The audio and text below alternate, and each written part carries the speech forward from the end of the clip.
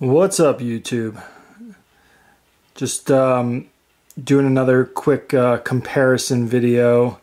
For those of you who have watched my AP collection video, you will have seen this one before. This is the Royal Oak Chronograph blue dial 26331 ST. To this day, I'd have to say that this is still certainly one of the best watches in my collection, and certainly very, very sought after these days. I think the price now is, I'm seeing them over 50 grand. It's, and you know what, it's hard sometimes to justify this, but when you look at the relative scope of things, I think this is still a bargain.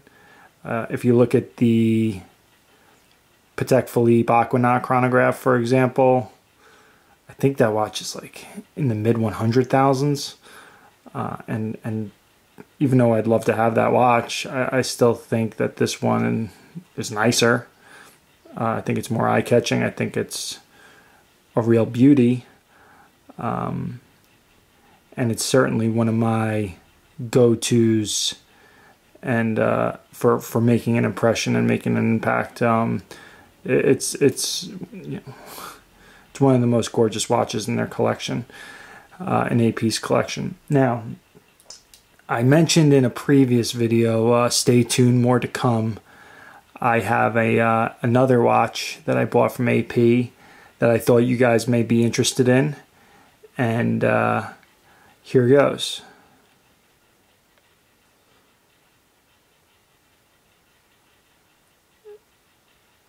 And there you go. This is the 15500 Royal Oak standard automatic version, also with a blue dial.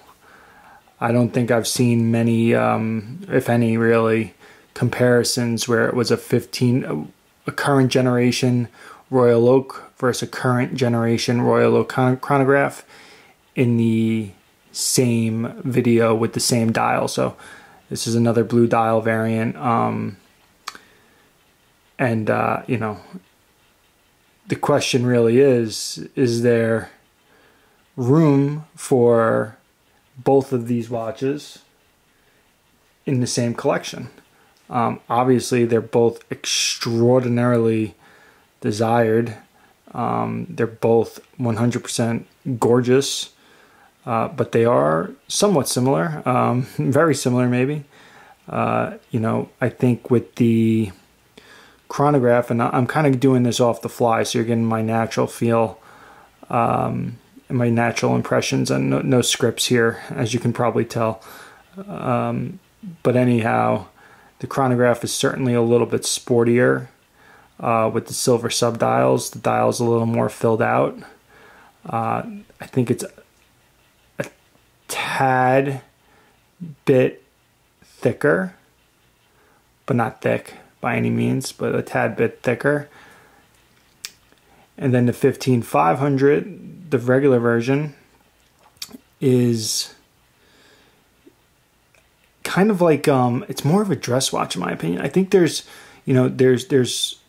not as, when I think of dress watch these days, of course we all think of the watches on leather straps, the Calatravas, the Patrimonis, maybe the Code 1159, which is another one that I own. Some of the JLCs, those are the prototypical dress watches. But I think that, sports watches have kind of been dissected a little bit.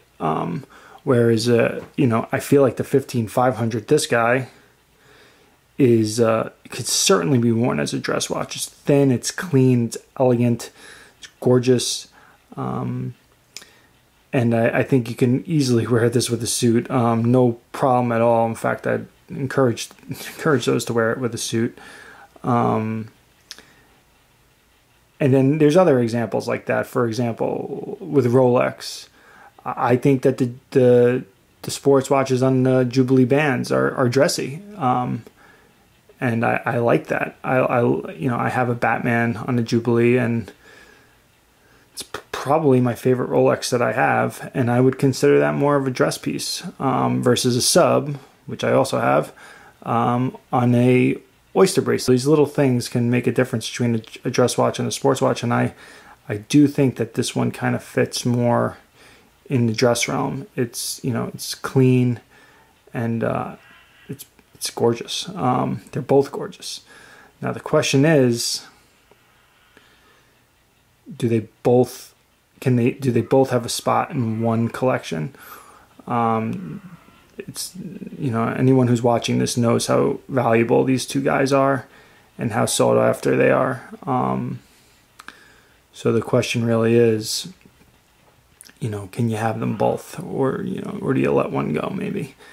The other thing that I'd say that I've noticed is that the winding on the chronograph feels a little bit more less delicate. The 15500 winding feels a little bit delicate, I'd say, similar to a regular dress watch, whereas the chronograph feels kind of like a Rolex when you're winding it, like you really feel those gears moving.